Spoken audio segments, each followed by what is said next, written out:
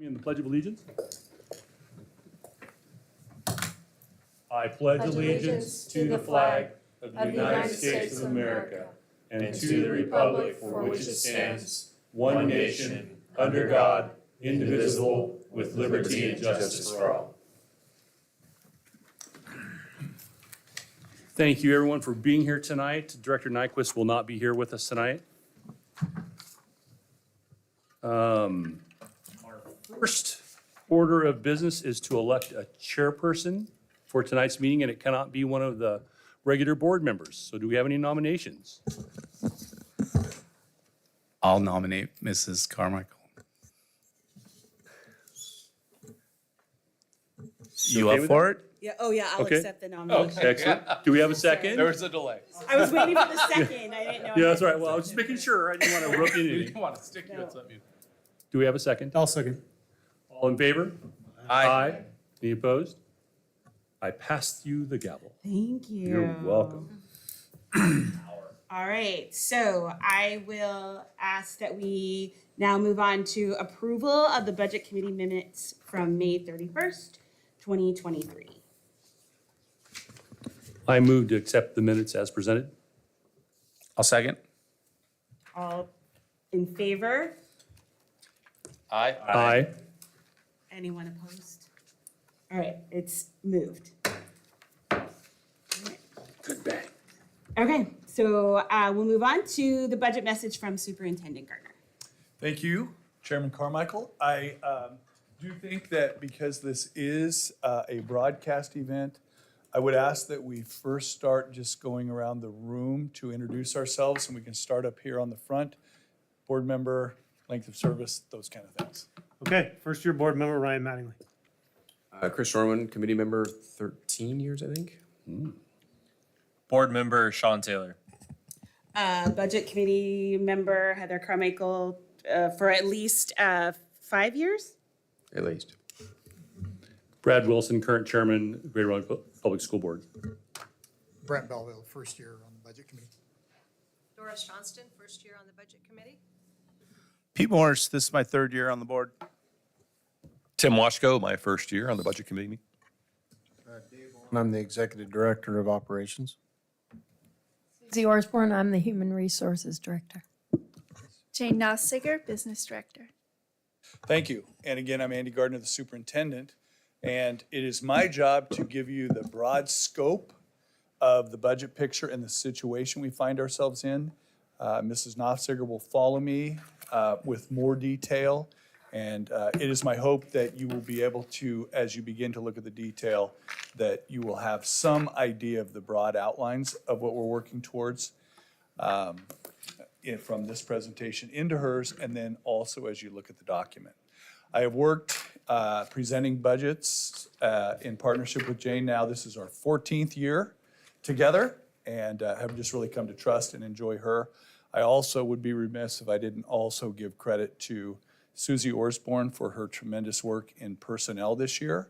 She started the year late and has just done yeoman's work to make us become accurate, flexible, and just really adaptive as we face kind of challenging times. Finally, Mr. David Bolin, who runs our operations, he arrived about a year and a half ago and has been just outstanding in his work with people, listening to people. They've had a ton of great ideas of how to do things better. I think Dave has done a great job of capturing that and turning that into productivity in our facilities work, in our food service, in our busing. And so just can't say enough about how appreciative I am of their work. Finally, in the corner over here, Lindsay, Jane's secretary, really appreciate her work in the business department too. So thanks to everybody. I also appreciate the 2 times a month that I get to meet with this board as well, and then of course a lot of other times. And very appreciative of a gradual gelling and combination of all of us into one single purpose, which is to benefit the students and the community of this district. So we'll get going.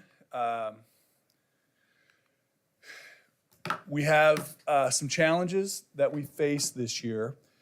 One of the things that, and I know I have some board members who have gone with me to buildings, one of the things that I would say is our buildings have, compared to most districts our size, smaller class sizes than other districts.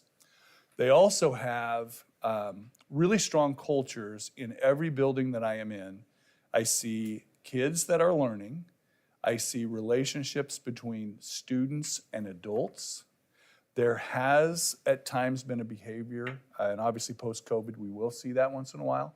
But I go to schools all the time. I've asked these gentlemen to join me in schools.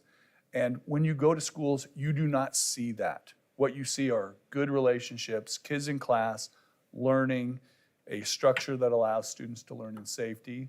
And I believe that that is our greatest asset, just the culture that we have, students to kids in the buildings.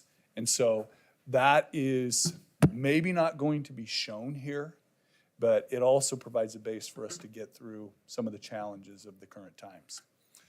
So overall, as we set budgets for the 24-25 school year, we are in the second year of a biennium.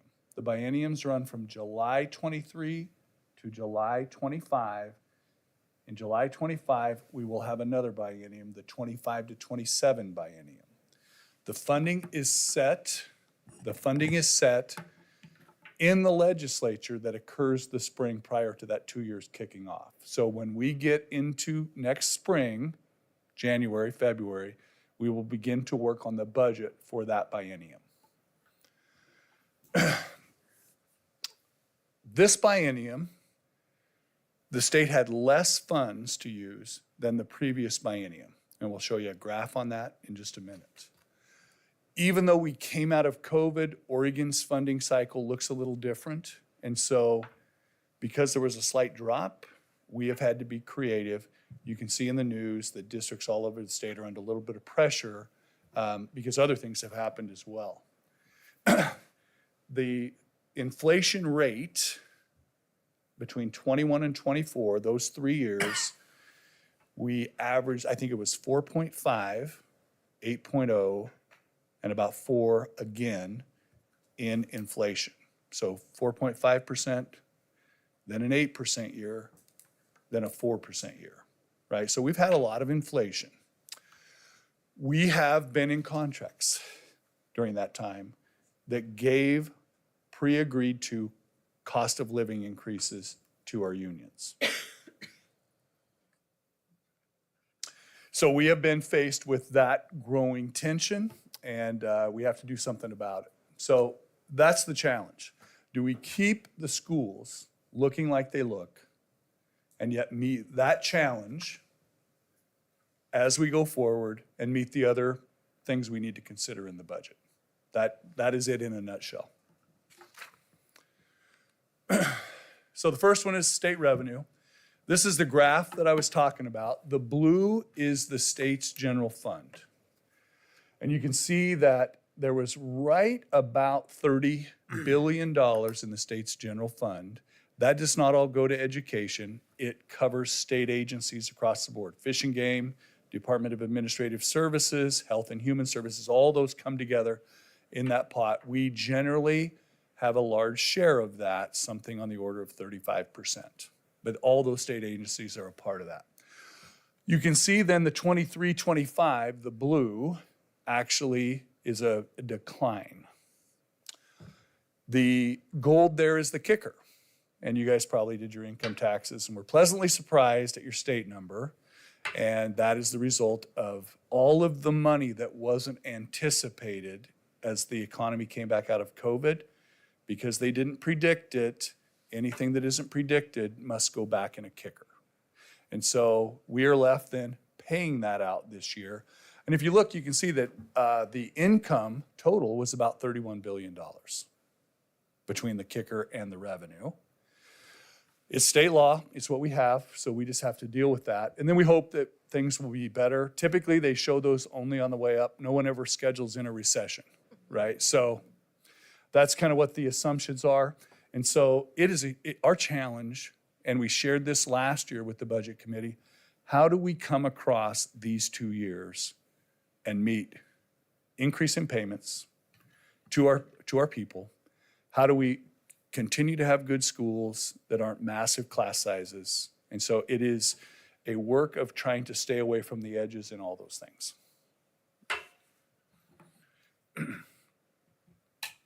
So this is a little bit of a flashback to those of you who were here last year, but we wanted to bridge this biennium by spending down some reserves. Last year, we ended 22-23 with approximately 15 million in reserves. Our plan then was to go to here, spend down about 2.5 million, and then by the end of this coming year to be at 10 million. That was debated because that seemed like deficit spending, but the only other choice would be to cut to that level, which would have been a cut of about $2.5 million a program. And we elected to spend that down slowly so that we could end at 10 million, which is 8% as an ending fund balance. 8%, we'll talk a little bit about ending fund, but that's what this board has adopted as a policy for its ending fund balance. Our actual post-budget, so even after we had our budget process last year, we moved into June, and all of a sudden, where are these contracts coming from that they're billing off of, right? So we began to find some things and try to pull that together. That was Mrs. Knopfziger's great work in year one, is that we began to capture those things. So we had a bunch of unbudgeted contracts we had to pay off. And so we actually, rather than ending at 15, we ended at 14. All in, all done, roughly, right? And so we started from there, and like, oh boy, now we're looking at a descending thing from there. But I want to give Jane a ton of credit. I want to give our principals a ton of credit. We had several things that we knew we needed to clean up process-wise, and there was a lot of really great work there. And we actually project to end not at 12.5, but at 15. And so the descending, we have been able, I believe, to outperform that. And it was done with a purpose. Obviously, we just want to be better and cleaner. But it was done knowing that we have to have some funds so that we can work on contracts and increase compensation. And so that's really what the work has been this year. It has been a work of progressively getting a little bit leaner here, but we are looking to pull all that together and put together something that these, the families in this community are so proud of and trust that they can send their kids to. That's the whole thing in a nutshell. Yes, Sean? Quick clarification, the 8% is the ending fund of the general fund, correct? Yes. Okay. Thank you. Ending fund balance. I think that there'll be some debate over what this should look like. And I just want to, our board has an 8% general fund minimum that we are building a budget and presenting to you here, having met that. There are different organizations that deal with schools that have different thresholds. So the Oregon School Boards recommends 8%. They come from a school board, total district health perspective. The OEA recommends 5%, which the OEA is the teachers union. It's also our classified union. So they typically say that's enough of a reserve. Milliman, which is an actuarial firm that will come in and examine you. So when we pass a bond, we would have to go out and get a credit rating, which would impact the interest rate we pay on a bond. They want 12%, and they want it over time. You can't just get there in 1 year and have them say that's enough.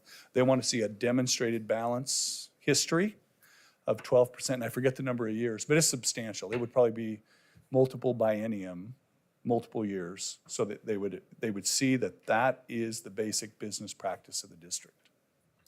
It also helps when we have the ability to refinance our PERS debt. Districts throughout the state, this district did one many years ago. What you do is if interest rates are really low and you have a good credit rating, you can get a bond, and then the interest off of that can help with your PERS debt. So it's an efficiency. We have one. I think you can see it in the books.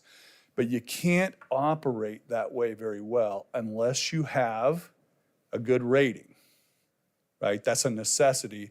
They are not looking at, oh, it's kind of a tough year last year. They just want to say, you are a firm that is going to be reliable across multiple years and conditions. So there's a lot of ways to look at that.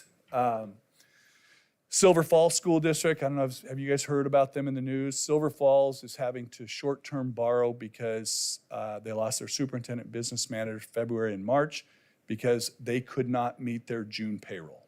And so they are now having to borrow against the income coming to them next year, and they have to pay that loan off by Christmas. So what it's going to do is just lower the number of staff there incredibly. And so that then, there's no other way to do it in Oregon than to get tight and pay it off. And so we want to always avoid that. They started the year with about 2.5% ending fund balance. Obviously, there were some controls in spending. They got down to the fact that they were a month short. That, ladies and gentlemen, a month short on payroll is 12%, or is 12%, or 1 month, right, which is 8%. We have also been advised that we should have 3 months of operating expenses as a reserve.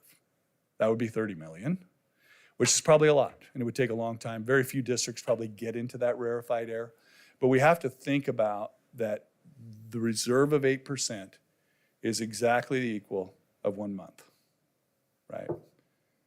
Yes. Were we at 10%? We were at 10 million, I'm sorry. Did I say, we were at 10 million, Yeah, but which was roughly 8%. Okay, but weren't we also previous to this at 10%?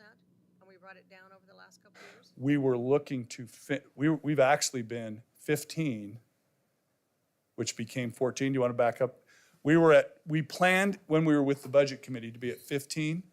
It turned out to be less, so we were at 14 million. So those both are over 8%, right?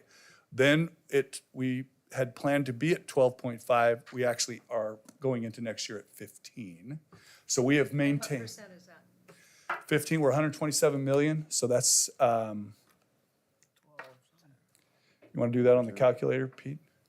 127 million, 12.7 would be 10%. 11.8%. Okay. So we're yeah.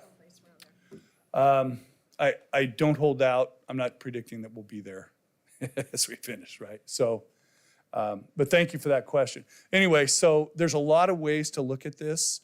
I'm going to talk about a couple of liabilities that we have going forward that we are going to have to take into account in some fashion. And we'll talk a little bit about those as we go forward.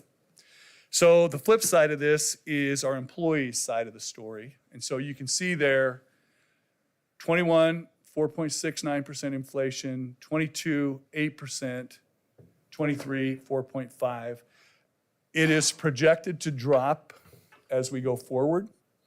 The Federal Reserve is committed that that inflation rate will not remain high, but inflation is pretty tough to tamp down and completely eliminate. The other day we saw a low jobs report, and the market rallied a little bit, thinking that the Fed would begin to lower interest rates, and they didn't blink. They did not do a thing. They kept the interest rate up because they are committed that it will go below 2.5%. And so because of that, we still are probably going to see many of the things that we see in this economy in the short term. But you also need to think about this district, which had contracts of 3, 2.5, 2% COLAs during that same time. And even a rough estimate would be 9% or so of lost purchasing power. And that's hard on people, right? When we have teachers that have both teachers in a family work in this district, that can be a significant loss of their ability to buy things every month. And I think about one family in particular, they have kids in college, right? And college's tuition probably has a steeper spike than even that. And so that's not an illegitimate concern. It is actually something we need to be thoughtful about. From a jobs perspective, school districts, like every industry, are fighting now for people to work for them. And so we have to think about that, and we cannot fall behind. And so we're going to have to make a move to remain competitive. And I just don't see any choice but to do that.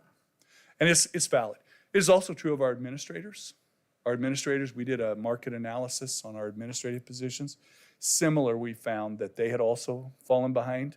And so their contract has ended as well. So we are incorporating and thinking about that too, because we also need really great leaders as well who bring us through this. So again, the average was out 2.5%. We all got lulled to sleep. I can't remember the last time. I think it's 1981, 82, when we had inflation that was significantly over 3%, right? And Reagan, of course, slowed the economy down, threw us into a recession. We came out of that, and we have basically had 2.5% inflation for 30 years. And I think it kind of lulled everybody to sleep. You'd always end up bargaining, and you'd fight over some language or some worker rights or whatever, but you'd always end up somewhere around 2.5% a year, and everybody would go home because they knew that's kind of what the cost of living would be. And so this really caught everybody by surprise. Those are not the worst years, inflation-wise, in American history, right? If you go back and you just Google CPIU by year, you will see that in 1979, 1980, 1978, I want to say every one of those years is over 13%, right? So that was just out of control. So those assumptions are no longer valid. We have a really different landscape as far as workers. And so we began last year, we did a market analysis of our classified. We found that our classified, our senior employees in classified were paid about 10% below market. We tended to have a very short scale. It took them a long time to get to the top step. There was a 7-step scale. Step 6 took 3 years of waiting before they got to go onto that one. Step 7, the top of the scale, you didn't get until you were 15 years in. So you had to sit and wait for 8 years on step 6 before you got to move. And when you finally got there, that step was not competitive with other districts and certainly not locally. So we bit the bullet and we began to move and change that. Confidential professionals, administrators, certified teachers are all behind, and all of our comparative information indicates this. So we checked as well on our teacher scale, and we know that needs adjustment.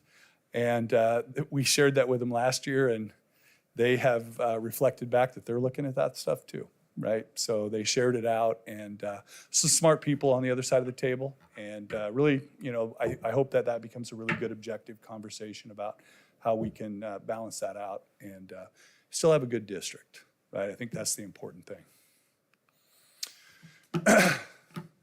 So we're looking at lost purchasing power. We always look at like-sized districts. We don't find there's much to be gained by looking at Salem and Portland.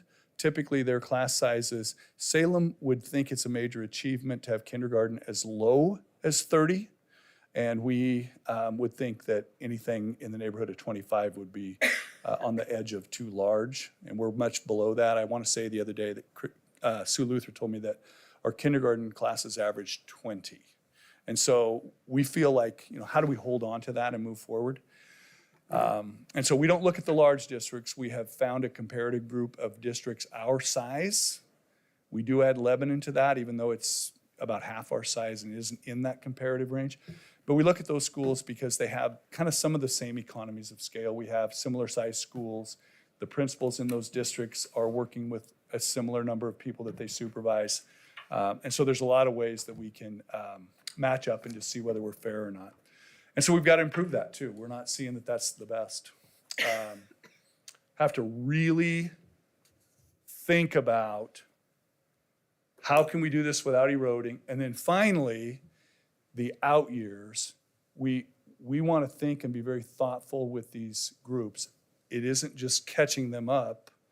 It is also, if we are going to enter a period of less revenue, how do we then transition them so that we don't, like, we can't bargain with them and accept a fear that inflation is always going to be here and we have to give 7% raises going into the future if we see that inflation is going to be 2.5%, right? So we're going to have to be really smart about how we reach that, how we provide them protection, and then how we provide the district protection as well. One of the things that we have committed to do is we'll survey, right? We will constantly watch the other districts and see what they're paying and then match up and make sure we're competitive with that. And that's going to be an important piece. Some of that's trust, but I think we can also just build language that does that. So for example, if they think we still need to catch up, we can say, you can have the consumer price index for the previous year, plus 1%, minus 1%, whatever it is that we do. We can also put protections on how much, 3 to 5%, no more than 5, less than 2, we do this. So there's ways that we can set this up to gain some stability and also protect both parties in the district from inflation or from revenue. In the long run, we do a state income tax here. Most school or states have sales tax. It goes into the state general fund. One of the long-term analysis that the state of Oregon says is the current ways that we collect taxes in Oregon for the general fund are going to diminish as effective sources of revenue. So as the baby boom generation retires and spends less, there is, they see that Oregon will have to look to adapt its revenue system because it will not bring the revenue per capita that it has in the past. Same thing that electric cars do to the gas tax, right? You begin to have something that collects revenue, and then when it begins to change, you're gonna have to adapt on that. So those are out-year considerations. They're probably a little bit longer. I sometimes am considered in some articles as a baby boomer. I was born in 1965, but for the most part, it's people who were born in 1960 or before, all the way to 1945. That's typically the baby boom. And anybody who's 5 years older than me that's still working is still a baby boomer, but I don't see that many of them working anymore, right? I see a lot of them playing golf. So we do know that most of those people are entering retirement now, and that's gonna change Oregon's revenue system. So another threat for us, challenge, is enrollment. We have, I think, a better K-12 enrollment diagram here than most districts in Oregon. Many of the districts in Oregon have a really profound drop as we get to the lower elementary grades because Oregon public schools are not capturing students at the rate that they were. It's really a post-COVID thing. There are several reasons. There are, like political belief reasons. There was COVID, which some of those kids left. Then their younger siblings, which would enter, are now in homeschooled or go to a private school. And another one, which is another one of the long-term things that are just gonna be really difficult, there's a lower birth rate, right? Oregon does not have the birth rate that it had in years past. There is some migration, immigration and immigration, but I think there's a net loss at current due to that forecast. But what we are looking for here is, like, if we continue to see lower numbers in elementaries, we'll have to do things to adjust there, obviously. And Susie did a great job this year. We pulled out we looked at what our staffing was, the kids that are in our schools, and we made some adjustment there. Interestingly, the kindergarten number, when we're planning, we just take the same number because we don't have it yet. There's great debate right now. People are optimistic that we're beginning to show a growth, but it's only anecdotal, and it is the traditional hopefulness that only elementary principals can have. And so we'll see when we get to October and we see the kids that have moved away, the kids that have moved in. We're not gonna assume anything in budget. We will only assume this until we see something different. I will say this community continues to shower me with notices of development, right? There is a lot of growth and a lot of home starts. It is interesting, we have not seen the growth that has been projected. And so that's something that we are hopeful, but we are going to fund on what we know, right? And so hopefully we'll be pleasantly surprised. I think that at some point, the growth in the number of houses in this community will begin to overtake the lagging enrollment that we have seen. But when that will actually happen or how steep that curve would be, I just couldn't pontificate on that. Yes? So how soon or how often does the state look at your enrollment numbers and reevaluate the funding that you receive? Do you talk about that, or do you just want to answer that right now? Oh, sorry. Say that again. So I know that they reevaluate the number of students that you have enrolled to determine the amount of funding you receive. So how often do they adjust the funding? Is it annually or is it? So every March, we have the right to adjust based on the December student counts. And So it's only once a year? sometimes if we have changes, we can ask them to do it late in the year, but they really prefer to do that in March. The other thing is we do set a number to fund off of. So the year before I got here, Mr. Saxon, the superintendent at that time, they had done a population forecast, and it showed Albany School District to be gaining 100 the next year. And Mr. Saxton was conservative and said, okay, we'll base a budget on a growth of 50. So we're not going to take the whole forecast. So then when we got here, the reality was that instead of growing 50, we had actually dropped by another 100. Right? And so that cured us of any, like, first of all, we said, okay, that report is not going to be a basis for anything. We will just begin to watch and see what happens in reality so that we don't get optimistic. 100 kids is $1 million. Yeah. So that's where we're at. The cohorts are larger. A lot of times what we have seen is that the cohorts that were older, parents tend to be more resilient parents at that age. Their kids are a little more independent adult. And so as we went through COVID, the kids would like, yeah, I still want to go to school, okay. And parents weren't as protective at that grade. So we have seen it more so at younger levels across the state. The lower cohorts tend to be the places where we have lost the most. And there's our totals over the last few years. And you will look there, 1920, the last year prior to COVID, we actually entered COVID in March of that year. That's when we shut schools down. 9,341. And then we have dropped, and that's very similar to most districts in the state. I believe that there are many districts that are more severe than that, particularly the largest districts in the state. And so last year, a board member at a meeting said, Mr. Gardner, I don't understand this. Why is it that we have 1,300 employees now and we didn't have that many? And yet we have 9,000 kids and we used to have that many. So as our student population has dropped, we have a lot more people, right? And so I didn't respond because I wanted to just verify. And in fact, some of that did happen, and there's some reasons why. And Jane has a slide, I think, that talks about that. But at the same time that we were going down, we got a new fund on the CAT tax called the SIA fund, which added staff in that. We also got the ESSER fund. And this district did not put staffing at a huge level into the ESSER fund, which was a good thing, although we did put some building projects in the ESSER fund, and we experienced the inflation of that industry, which ate up a lot of that fund. And so I've seen articles that really heavily criticize districts who did it with staffing, because then you have to cut them, and then it looks like a mistake. And I've also seen articles that heavily criticize districts like us who built some things because they thought that was a mistake.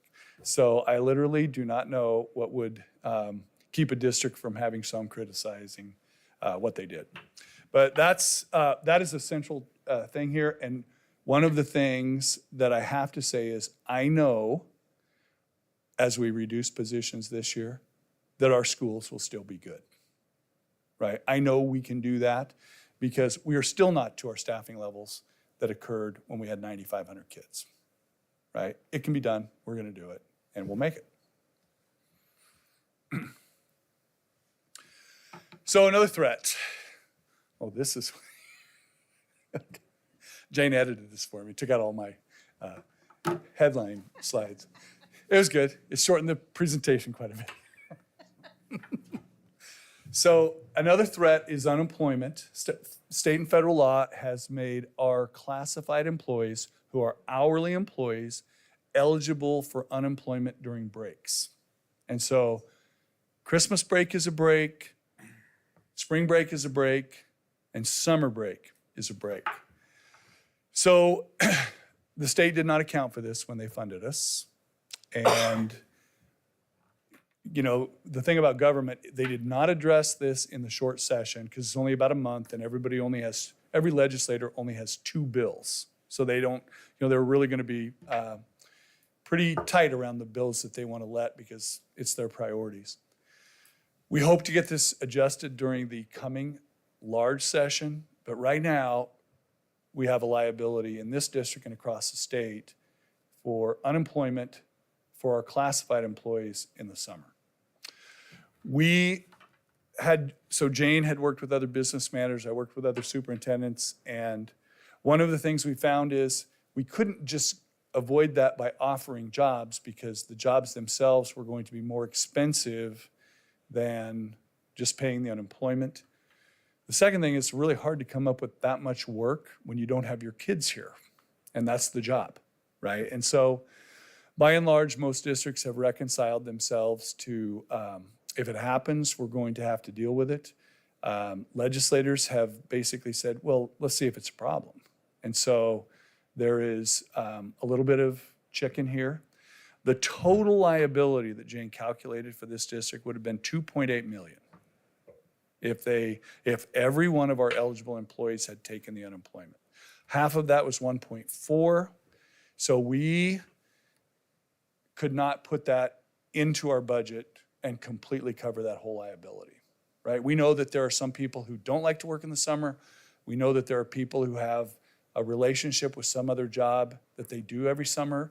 So we ultimately said, we're just going to take a look at this and hedge this, and we're not the only district.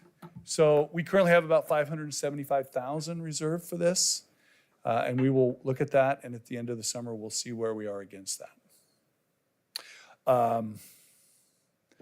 Corvallis is about 2/3 our size. They have $40,000 reserved for this. Because the real challenge is you can either fully cover that by cutting down to that, or you have to just kind of think about it. So I think there's a chance that we're in the ballpark with that. There, you know, if we're under by 100,000, then that's something we can think, you know, that we can work on.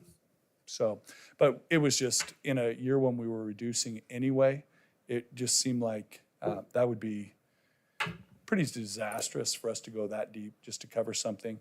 And then a bunch of people wouldn't do it. We'd end up with a lot of extra money, but our schools would be much tighter. A few other points of interest in this. I know there's been questions presented to the board about the early literacy grant. We did receive the early literacy grant last year through the state of Oregon. We have used that for trainers, and there's a reason why we have done it that way. Most of the requirements of the early literacy grant, this district was already doing it. We had adopted just the prior year the new HMH language arts curriculum, which it was an adopted curriculum that was listed on that. We also have a fairly robust MTSS system, which is called the multi-tiered systems of support. We regularly check our readers and move them to interventions. All of those things were things that any district in the state had to do to get this, and we were already doing them. We felt that one of the biggest things was just to make sure that our teachers were getting training. We also think it's really important that when we're training, that it's ongoing. Like, we're not just going to pay everybody to go to one conference for 2 days, because then that bleeds out. We need to stay with that and continue to change and move people through that. And so we're pretty proud of the fact that so much of the stuff we'd done before actually was already best practice, and so that qualified. But we are going to be using that for training and teacher learning. One of the things that was brought up by Mei Yi was the Mississippi plan, and the state of Mississippi, which was like all the time 50th, has made a large move in the last 10 years or so. And their state legislature said every teacher in Mississippi will have 50 hours of training, right? Which is a lot of training time, right? And so using that during our regular times, we want to continue to learn. Science of reading is the focus of what we're doing there. And we hope that our low class sizes, focusing on this, MTSS, moving kids into what they need to learn, will lead to better outcomes among our students. Our EDI department, we had This year, we have Kelsey as our executive director. That position was maintained as we transitioned last year. We also have added to the general fund a student support specialist position. It had formerly been in a grant. Young man, Ethan Swain, he has made himself absolutely indispensable. This year, I think, is the first year that we have really been training and working in every building with our teachers and with our administrators, how to handle bias incidents and respond to them, how to train staff how to do that. We have affinity spaces going at our schools in above 7th grade. And both of those people are literally never here. They are always in buildings helping people through incidents. And we still have a lot of work to do. If anything, we're short-staffed in this area because we have to have a bunch of people that help. It is one thing to say, hey, we're going to do this. It is quite something else for a principal at an elementary with not very many diverse students to all of a sudden be confronted with that and then feel comfortable dealing with it. And so they have done a great job of coaching people with that. And we do see the growth is kind of uneven. It's kind of like that 2 weeks after you mow your lawn. There's some places where we're doing really good, and then there's other places where we know there's a lot of work to do. And so I see that as being a very long-term thing and certainly ever present, but I have really liked the way they've been present in buildings. The affinity spaces, finally I would say this, I think there's progress. We see people making progress. We do hear anecdotally from parents that they feel like now schools are at least responding. I think, Heather, you were present at a couple of those parent meetings last year, and it's really heartbreaking because people are like, nothing ever happens. And so I think that they're feeling that it's happening. One thing that we have ascertained, and we're going to do this, typically in a school year, you do your handbook, kids get in trouble, and you're looking at that year. And then you can get in more and more trouble through that year. But then you come back to next year, you move from 7th to 8th grade, and you start over, right? We are not kept from tracking this from elementary to middle school because we believe that a lot of these kids probably come from families where it's a little more permitted, and we can continue to track that. A student who makes bias remarks that are hurtful, we don't have that many students of color, and we cannot just have all these kids start over to reoffend. And so we are going to track those into the next year, and we're working right now on a couple of meetings setting up where those families are like, okay, you did this in elementary school. If you come to middle school, those count, and we will move. We can expel or we can place. We have an online school, and I think there'd be a lot less chance for damage there, and we're committed that that will happen. So, enough about that. We'll move on. Currently, and I'm kind of making this public tonight just because I want to explain the funding if anyone from the union is watching. So currently we are working on relocating our CTP program. Students who get a modified diploma at our high schools. Yes? CTP means what? I mean, I know what you're talking about, but most people don't. That's the community transition program. Yeah. Students who are on IEPs in our high school in self-contained, that the curriculum focuses on more life skills rather than high school subjects at high school standard level, are in that program. We have many kids in our high schools, though, who get a modified diploma because the work is not quite at grade level, right? And they often go on and are successful in jobs. They don't generally go to this, but we actually, we educate them from 18 to 21. Currently, that's in a portable behind Memorial Middle School. It overflows to Fir Grove, way out in the country, because it has been a growing program. And there's also a place right across the street from the West Albany baseball field, there's an old chiropractic office that the district got. So that program is van-based, and the kids move a little bit. Give Patrick Kennedy, who just became an administrator in our special ed, we were looking for someplace in the downtown core where we could do this. He made contact with Lynn Benton. They have a site that is vacated on the west side of their campus, and it used to be an international school or support system for students from China.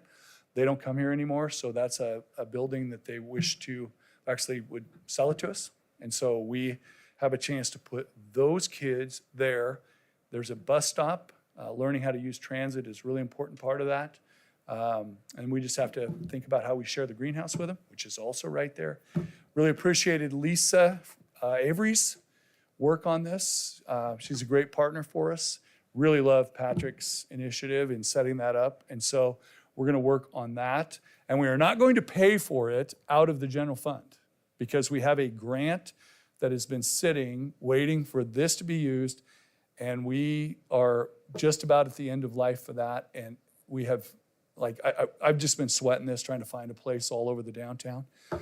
And we think we can get this done and make that move this year. There'll probably be a little bit of transition time, but we think this will be a great place for 18 to 21-year-old kids to be and be part of that culture as well. Yes? Question, does the school district own Maple Lawn, or does the, because I'm thinking that could that be used for this, I'm not sure who Yeah. owns it, I don't recall if it's the city that still owns it. And it's under a pretty restricted gift Is or that what it is? trust. Yeah. So what I heard the other day, so we started working with the teachers of this program and their specifications. I think it would fit a greenhouse down there, but the actual physical size of the building was just really tight. And that actually, we thought we had found either the Y or LBL, Lynn Benton Lincoln. We thought either of them might be interested in that, but the building was so small that it could not be fiscally viable to run. And so it's pretty small for the needs that we would face here. They want to do a kitchen, like we'll be looking at how we do a kitchen. So the kitchen is going to be a large part of that. And then the different variety of students in there with their needs. Some are really intensive care students, others are less so, more mobile, that we would, send, train and take to ride a bus maybe to a job at one of our nonprofits or something like that. So it's a really broad variety of students in there. And I think that space, one of the spaces, I think was maybe 8 kids could fit, right? So it's just really tiny. So good question though. So anyway, so it is a grant, and this is something that we will be working on to have the move happen this summer. Probably end up using a little of the current situation, the site there at Memorial Middle School, until we can truly get everything that the kids run and do in that place. So there'll be a little bit of time there. We intend to use the grant for that. And then, interestingly, the building is funded, it's owned by someone that is not Lynn Benton, and the ground is leased. It's the nonprofit that ran this international school, but they are no longer doing it. And so we will work with them to purchase the building and sign something that makes us not have to move it in a year or two. And Lisa's very supportive and would like the kids there. So with that, I'm done. And again, I just cannot say how much I appreciate the work that Jane has done. She came here. The first afternoon she came down to see me, and she said, I need to talk to you. I said, what do you need? She goes, I want to know who the auditing firm was. And I said, why is that? And she said, the bank accounts here haven't been balanced for 18 months. And so from there, Jane has gone to work and found all the truths and has given us numbers that we can trust. And she has just been amazing, and can't say how much I appreciate her. So go ahead, Jane.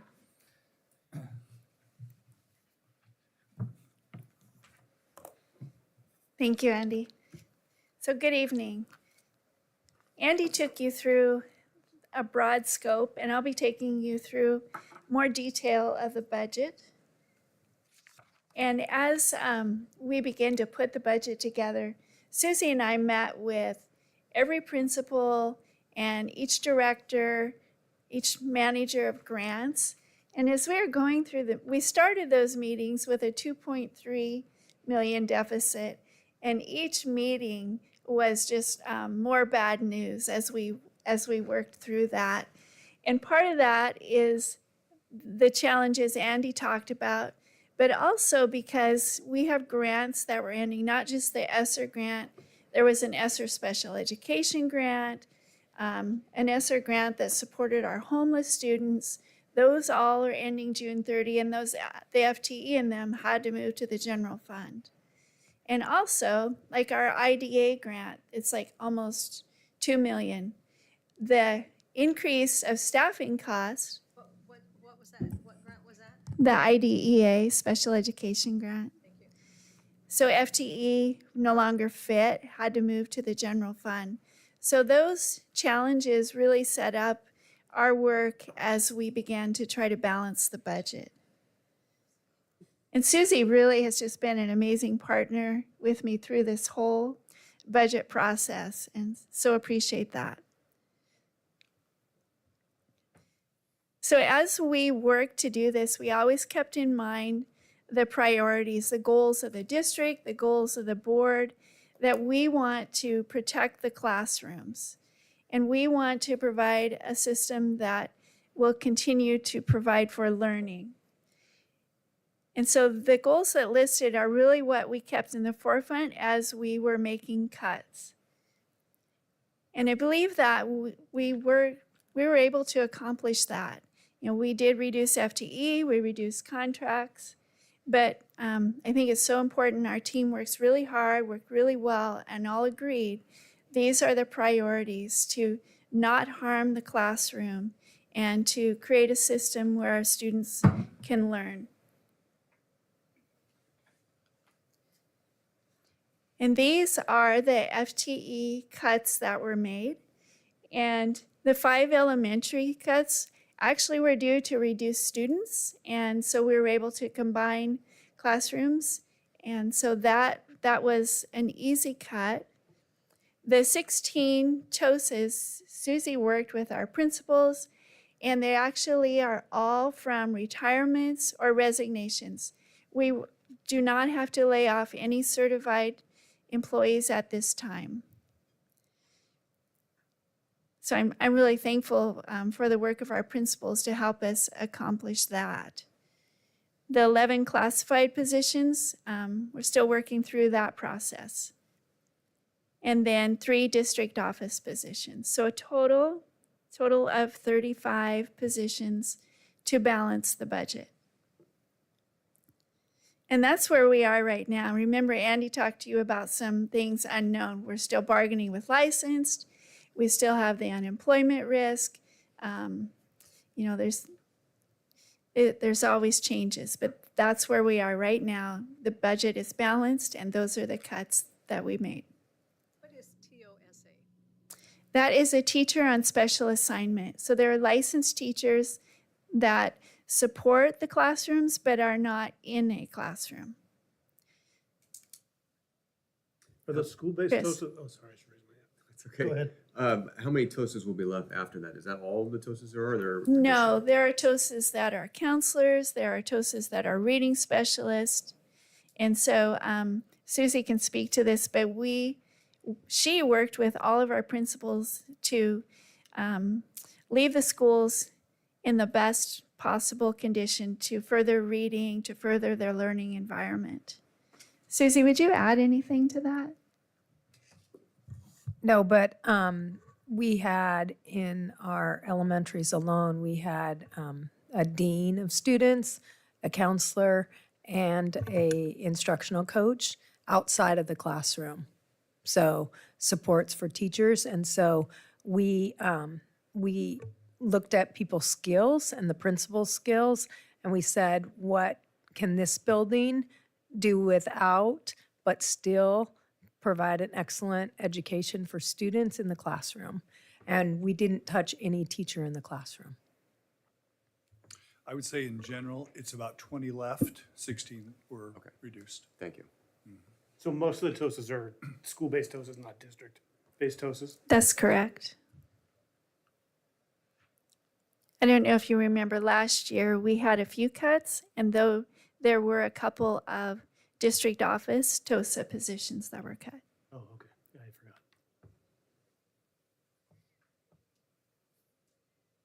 forgot. So as we began the process, we made a lot of changes to avoid layoffs of staff. We looked at all of our contracts. For example, you know about Maple Lawn. We had another contract that was supporting just a few teen parents. They were not taking advantage of it. So we looked at all of those, and we were able to reduce our expenditures by $700,000 just at contracts. And then by reducing some of those contracts, we were able to shuffle. So in Title, there was a program that provided adult education. So we believed the student education took priority. We canceled that program.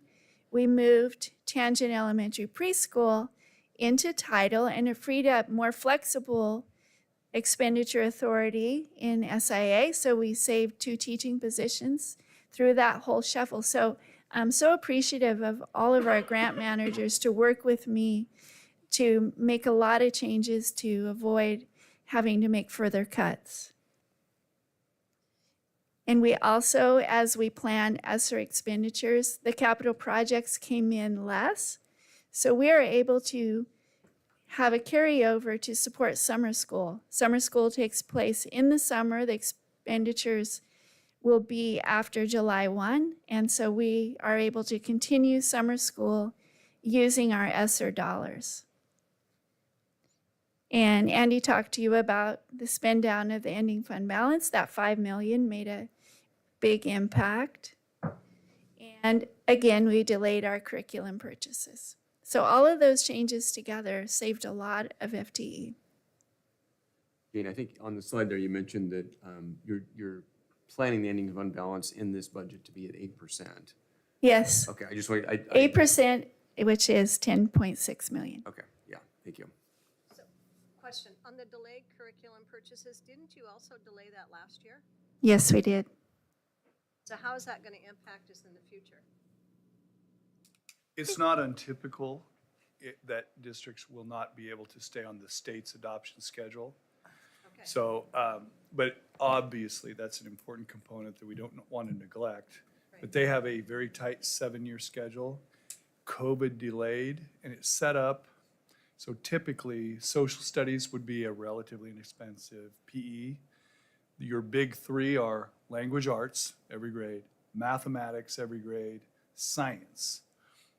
The state's schedule, because of some delays due to COVID, was those 3 all in a row. Okay. And so I don't know there are very few districts with this budget situation that are adopting, right? And so the state does give you allowance to delay. I think our new assistant superintendent in Gresham Barlow said, he goes, we just finished a science adoption, and I think the last date was somewhere in the mid-2000s, like 2006 or something like that was the last time they had done science. And so it's not uncommon, the state allows it, but you have to have a plan to get on track. And so we would continue to prioritize math, language arts, science. Thank you. And as we move forward, it's always our goal to have a long, sustainable plan to look at having reserves for curriculum and other priorities. So maybe adding back the staff would not be a priority, but beginning to build a reserve for curriculum, if funding were to come in better, that is the way we would begin to look at that.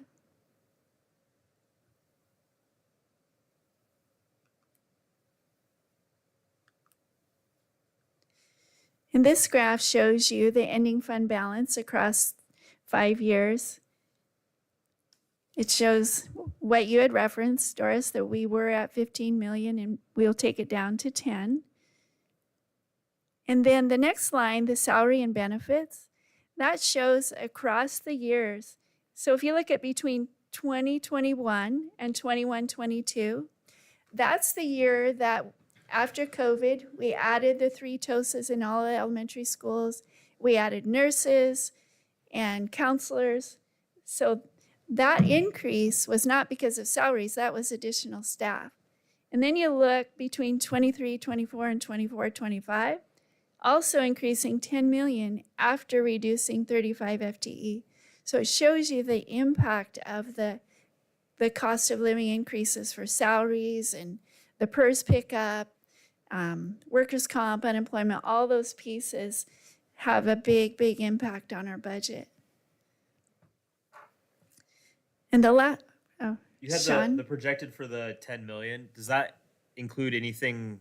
You said it was like 500,000 for the projected unemployment potentially. Is that in that or no? There is like 450,000 of unemployment in that. Okay. And the last line is all other expenditures. So it's our contracts. And this is all funds. So the bond spend down has a big impact on that non-salary expense on the last line. You can see the expenses are going down. Into next year, we only have about 3 million left of those bond funds.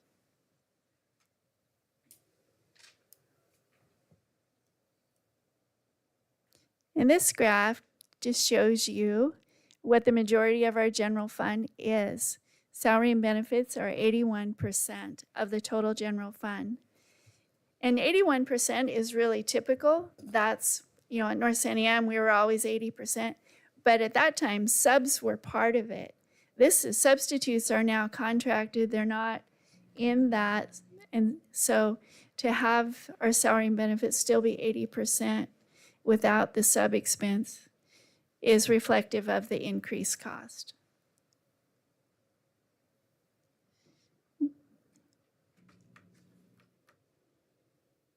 And because I referenced substitute costs, I just thought I would show you, we spend about $250,000 a month on substitute costs. And the budget is $2.1 million for 24-25. And so then I wanted to look back at what were we paying when we were paying our own staff. So 21-22, we expended about $2 million for the substitutes and all the associated payroll costs. What I couldn't do was take our contracted cost and relate it back to what it would have been if we were paying salary and benefits. I didn't do that. Do you know the object code off the top of your head for licensed subs? It's 315.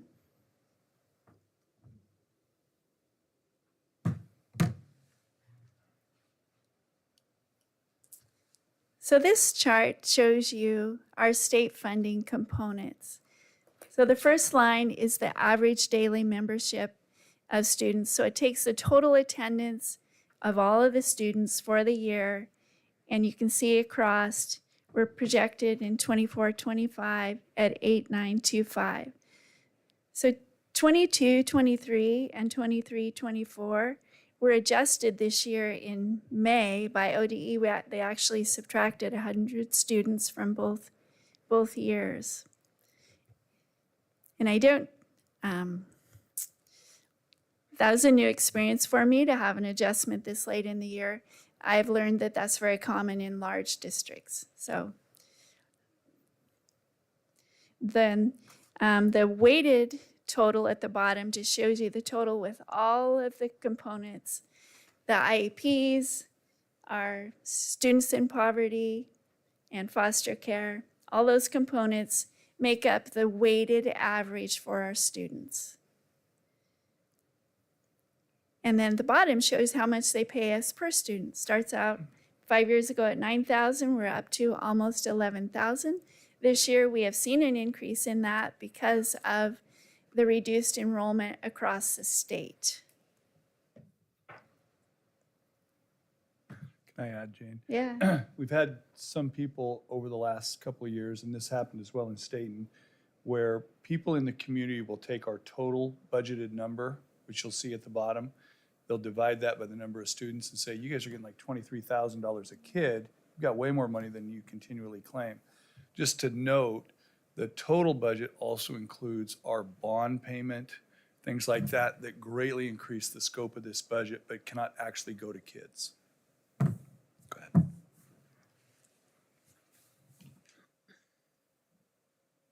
So I want you just to notice our IEP students, the change. The numbers have not decreased. They haven't really increased and they haven't decreased. But on one of my slides, you'll see our total cost supporting these students has increased substantially. I get a lot of questions about how we are supporting our extracurricular, our clubs, our athletics, because they used to be in the 270 fund. And last year we began the process of putting them in the general fund and in the SIA grant.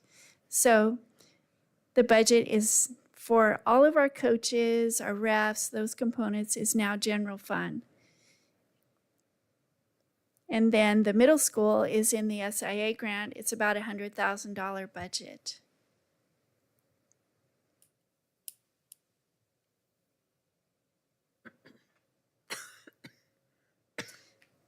This shows you our special education expenditures. And you can see the bolded column, how much we have increased in providing supports for those students, the severity of the students, just the cost of meeting their needs is huge. There's about 250 employees in the general fund account and then in the IDEA grant.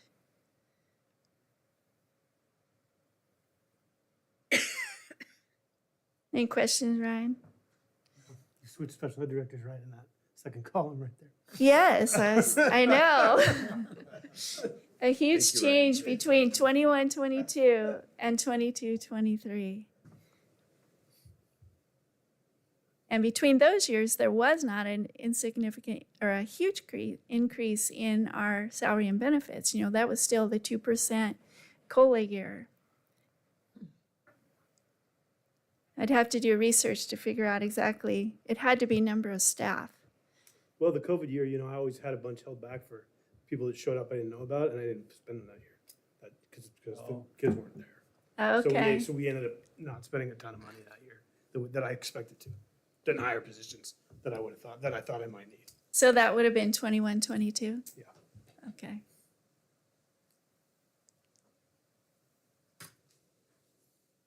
This is the student investment account, the SIA grant. And it really supports the behavior, supports for behavior, instructional coaches. And as we move some contracts out, we were able to move some kindergarten teachers into the grant and still stay within the requirements of that grant. And of course, middle school sports and clubs. And we have some contracts that provide mental health supports.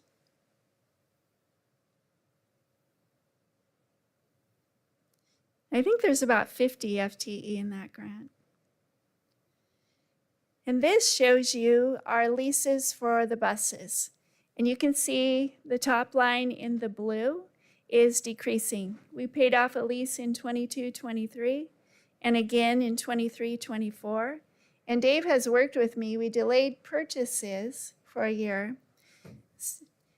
It's my hope that we can continue as the leases are paid off to transition to a purchase plan. It's in our plans next year to purchase 2 special education buses, and we won't be leasing those. We will purchase those. And the funding for this comes from the Basic School Support Transportation Grant. So all of the transportation expenses in the general fund, we get reimbursed 70%, the qualifying expenses. So expenses for trips for athletics, we do not get reimbursed for. Jane, was there a difference in leasing versus buying? I'm not sure why there was an emphasis on leases prior. Because we won't have to pay that interest on it's a lease to own option across time, but we are paying that interest. And so I'm hoping we can avoid that and purchase the buses. Okay, thank you. I had hoped Salem had taken the Salem Transportation Department from leasing to purchasing, and I'd hoped to learn from him. I didn't make it, he retired, but so we'll figure it out. Dave is a great partner in this and working with me. And when I came, Andy and I discovered that we really didn't have a technology expenditure budget and really have a technology plan to support our students and our staff. And so we've been working to put that together. Last year, we created this fund with a transfer from the general fund. We're repeating that transfer again. And we have used ESSER this year to catch us up. Dave has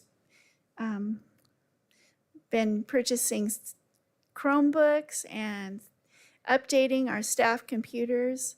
It was a great use of ESSER funds. So you will actually use those funds up before, you have to use those before? 9:30. I saw some extra dollars sitting in there and I was like, that's one of the questions I had. They're planned.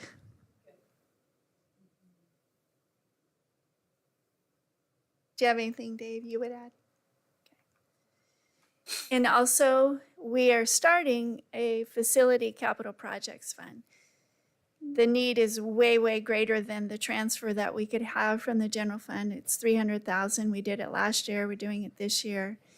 And we're also using the bond dollars to help us meet some of our facility needs.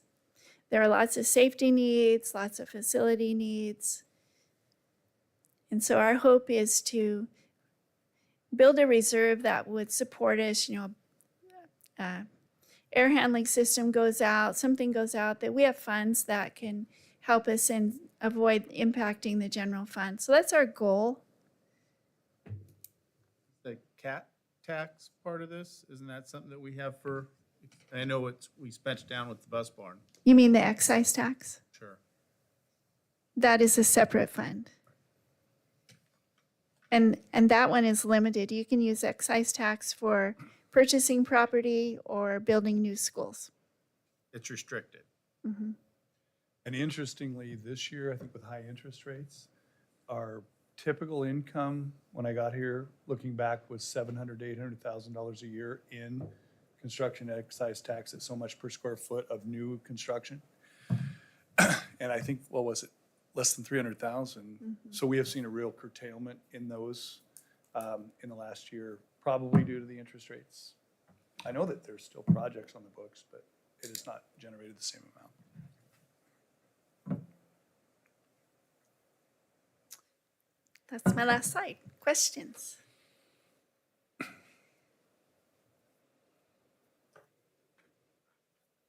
So if we think of questions, we can email them to you, correct? Oh, Next slide. yeah. Great question. Like it was planned, right? Yes. Checks in the mail. Madam Chair, Yes. I have a question. Go ahead. Going back to a comment I think you made earlier, Jane, about some of the, or I think Andy actually made it about some of the contract funds that were saved. It looked like it was about $2.5 million that was recovered. I wasn't sure if that was sort of a one-time thing, if we anticipate any other funds from contract changes or deletions that we might see in the next plan year. So in general, some of the contracts that were curtailed, we don't have an immediate plan. We have had a bouquet of initiatives here in the district, probably more than people can know and reasonably implement. And so some diminishment in focusing, I think, can create a greater effective deployment of any one of those things.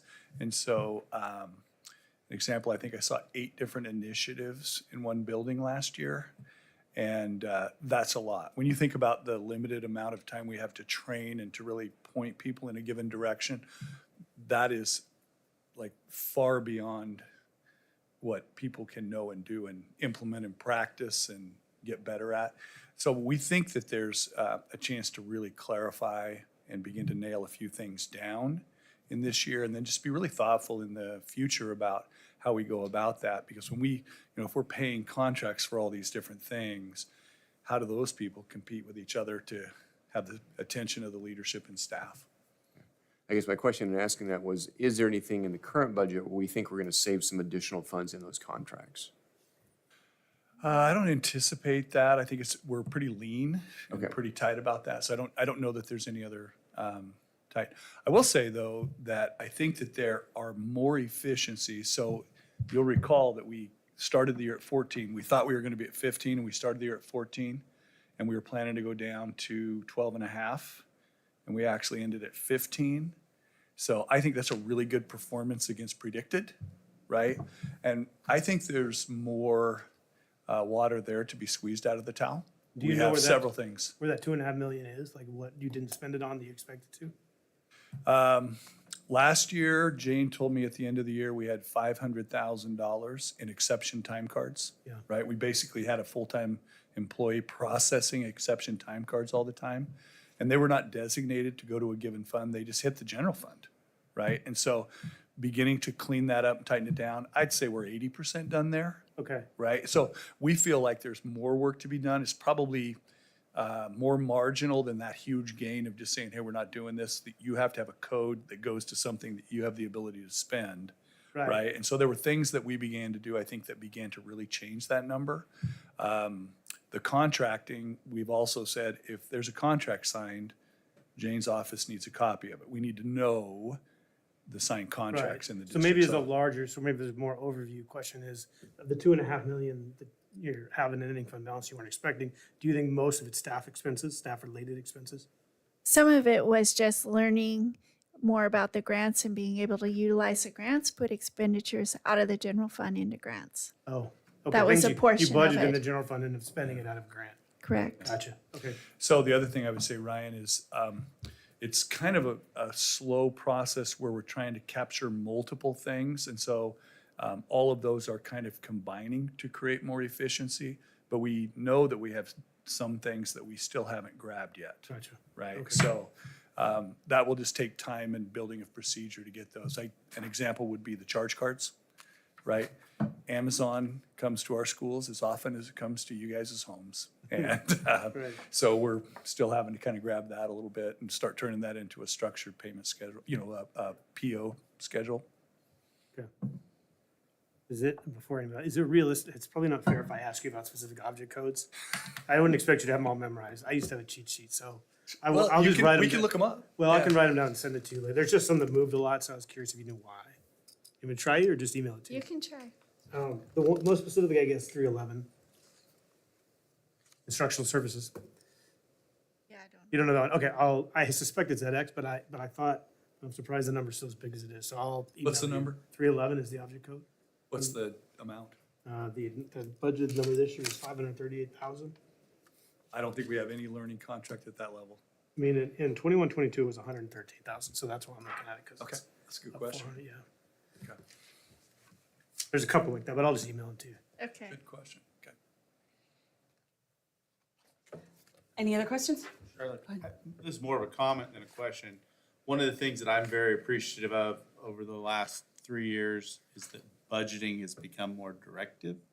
You know, like we're closing up the loopholes, time cards, gift cards, all those kind of things. You know, we're making a forward thinking of the fact that we need to put money into technology and be ready for it instead of having that bill all of a sudden come. You know, and so one of the things I'm really proud of, and I think they all deserve to be proud of, is the idea that, you know, we're not taking the cuts that some of the districts around us are. And that's because we put some real good forethought into budgeting. We also didn't put a lot of these grants into FTE, you know, where a lot of schools put all this extra money into employees, you know, and then when the grants went away, they had to get rid of employees.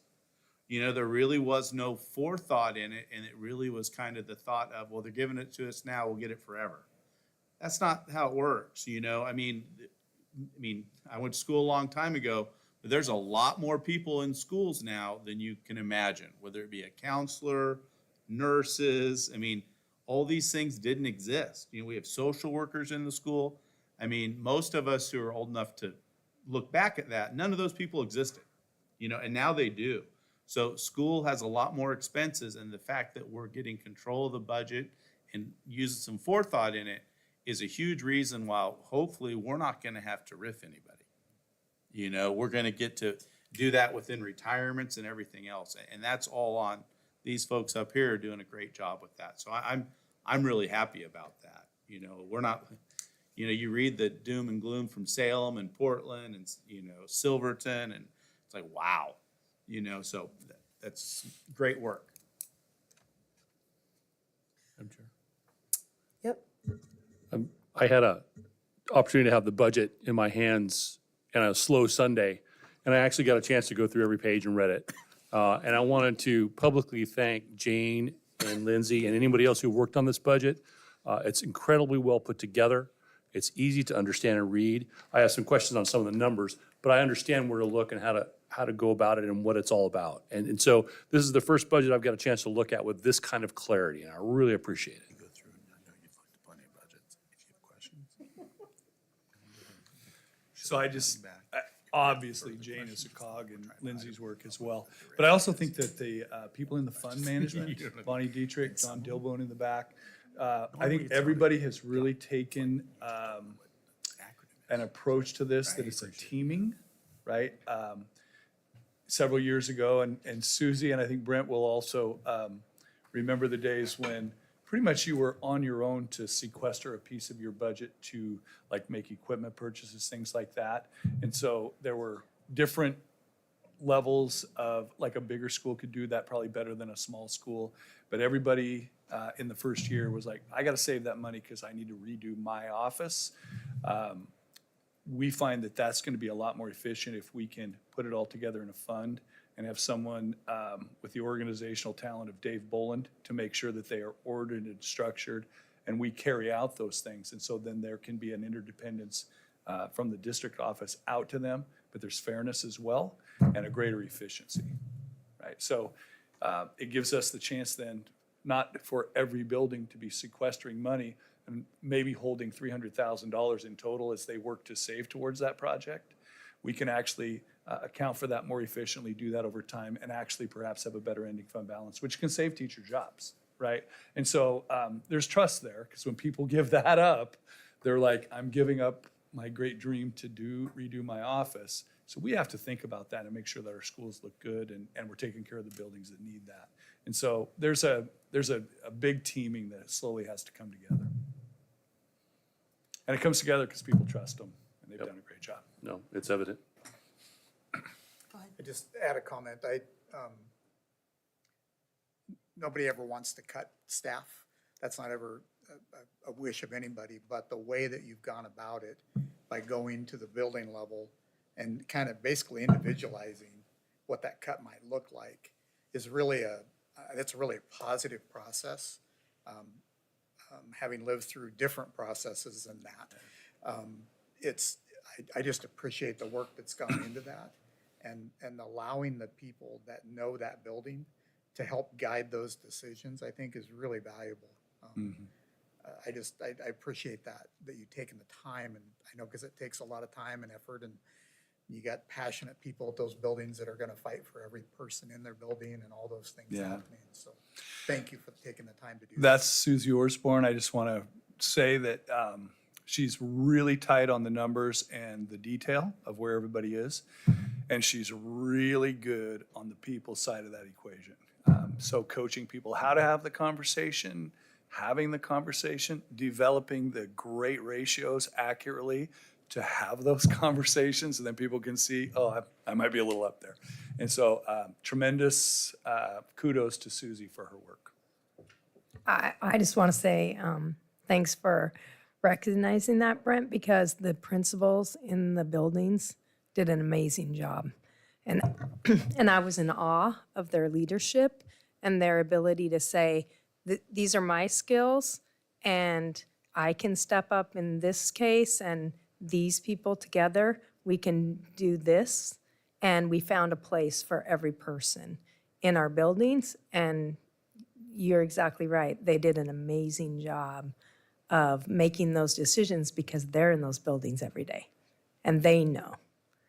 And so as principals, we know that that's super important, that somebody else doesn't make decisions for our building, that they don't know what happens every day. So thank you for pointing that out. Anyone else? I think, Jane, you mentioned in one of your slides about the bond funds being used for some of the expenditures. I wasn't sure where we are in the bond cycle right now and how many years are left. So we have met the requirements as far as meeting all the obligations of the bond committee because of the time period and the percentage of funds left. And so Dave will be bringing that to the board at a later time, a plan for the balance of that 3 million. Okay. So I can also bring to the next meeting a slide that can show you kind of the time. We have a 2007 bond that built Timber Ridge and did some other work. Little That was remodel it. at West, yes. What's that? Little remodel at West, I believe. In Was that a se- 2007? Was it, no, I'm sorry, that wasn't 2007. So that bond is 20 years, and I can show you guys Okay, that on a thank you. scale. But basically, there are 3 different bond totals that are in it right now. We have a 2007 to 2027 bond, which will end in '27. We then have a bond passed in 2017.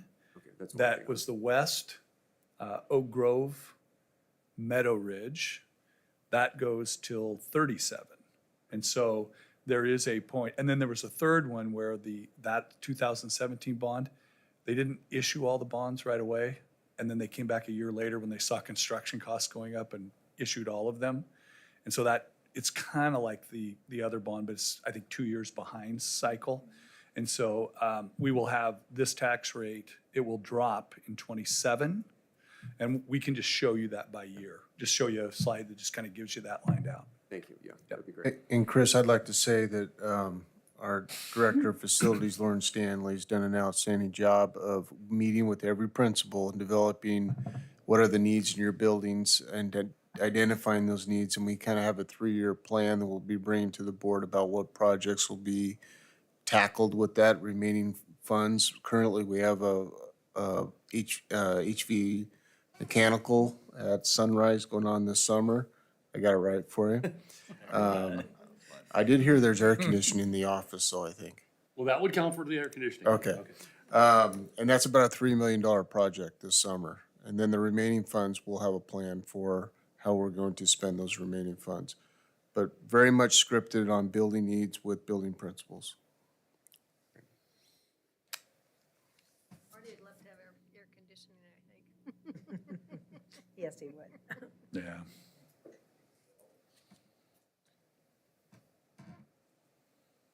Any other questions?